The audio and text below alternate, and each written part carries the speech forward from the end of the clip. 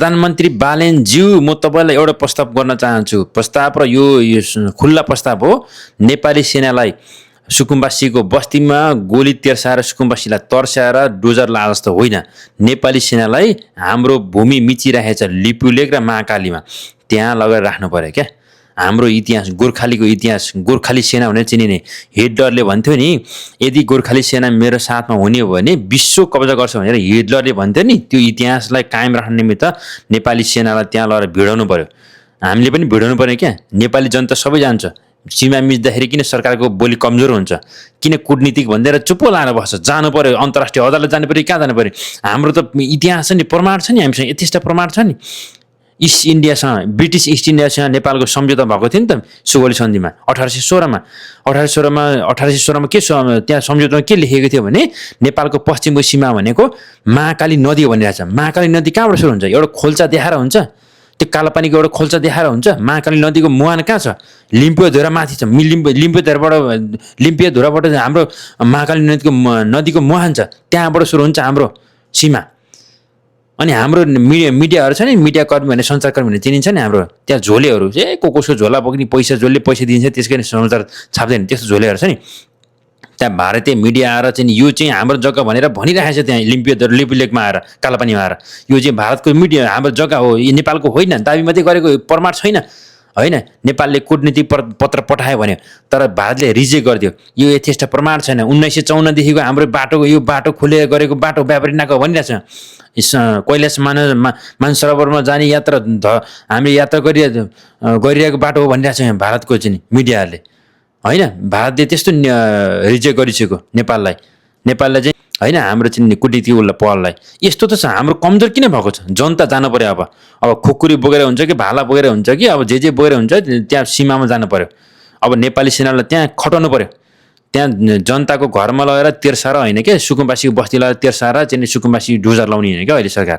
त्यहाँ आवश्यक छैन। त्यहाँ अहिले सुकुम्बासीलाई हटाउनु पर्ने आवश्यक पनि छैन। पहिला वास्तविक सुकुम्बासीलाई पहिचान गरेर मात्रै अनि वैकल्पिक व्यवस्थापन गरेर बसोबासको व्यवस्थापन गरेपछि मात्रै हटाउनु पर्ने, अथवा सुकुम्बासीलाई त्यस्तो पो गर्नु पर्ने। तर अहिले सुकुम्बासी देशैभरि आन्दोलन भएको छ। यो अहिले यो आन्दोलन हिंसामा पर्ने नहुन भने के सक्ला होइन। सुकुम्बासीहरू गरिबहरू यो चोर फटा निस्क्यो भने के हुन्छ? डाका निस्क्यो भने के हुन्छ?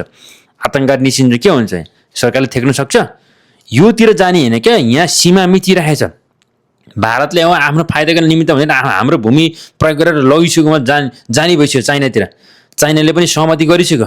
भारत चाहन्छ तिब्बत र चाहिँ उस मानसरोवरमा उसको पहुँच चाहन्छ। चीन चाहन्छ दक्षिण एसियामा चाहिँ स्थिर बाटो होस्, व्यापारको स्थिर बाटो होस्, स्थायी बाटो होस् भनेर चाहन्छ। यस्तो बेनिफिट लिन खोजिरहेछ। हामीलाई व्यवस्था गरेर हाम्रो चाहिँ प्रमाण छ भने चुप्प लाएर बस्यो होइन।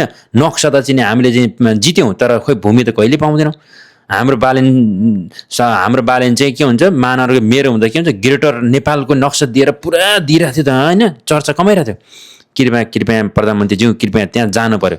यदि ग्रेटर नेपाल अब फेरि राखेर जानुहोस्, जनता लिएर जानुहोस्। जनता त आवाज उठाइरहेछ होइन। हाम्रो भूमि हो भनेर जनता त गोली थाप्नु पनि तयार भइरहेछ त यहाँ त। जनता त आइरहेछ रोडमा।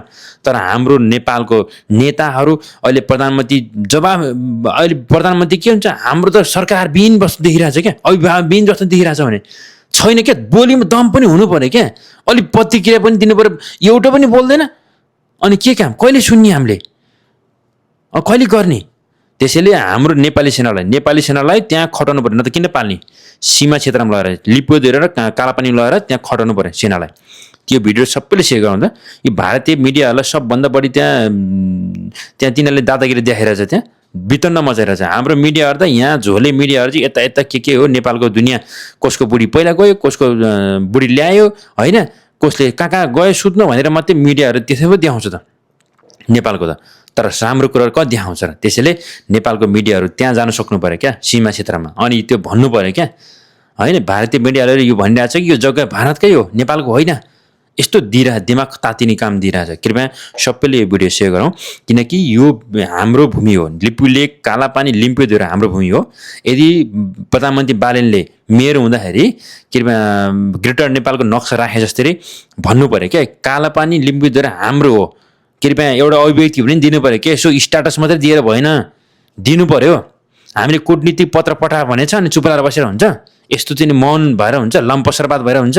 दमदारसँग दिनु पऱ्यो नि त, गोर्खेको पावर दिनु पऱ्यो क्या, ल भिडाउनु पऱ्यो होइन। सैनिक के को लागि भने देशको लागि चाहिँ सैनिकले त के गर्छ, कसम खाएको हुन्छ, देशको लागि जे पनि गर्न त ज्यान दिनु पनि तर भने कसम खाएको हुन्छ। भिडाउनु पऱ्यो नि त, शहीद भयो त शहीद हुन्छ त, त्यहाँ लगेर भिडाउनु पऱ्यो नेपाल सरकारले, त्यति चाहिँ गर्नु पऱ्यो। अहिलेको अवस्था त्यो हो, किनकि यो चिन र भारतले चाहिँ आफ्नो फाइदाको निमित्त हाम्रो भूमि प्रयोग गर्न पाइन्छ त्यहाँ। हामीसँग यथेष्ट प्रमाण हुँदाहुँदै सन्धि सम्झौता छ हामीसँग होइन, त्यहाँदेखि यताको हरेक सम्झौताहरू छ। त्यो भारत एकलौटी गर्दै गऱ्यो भने तिनीलाई लहट्नु पऱ्यो क्या, त्यहाँ गएर नेपाली जनता त्यहीँ जानु पऱ्यो अब सबैले।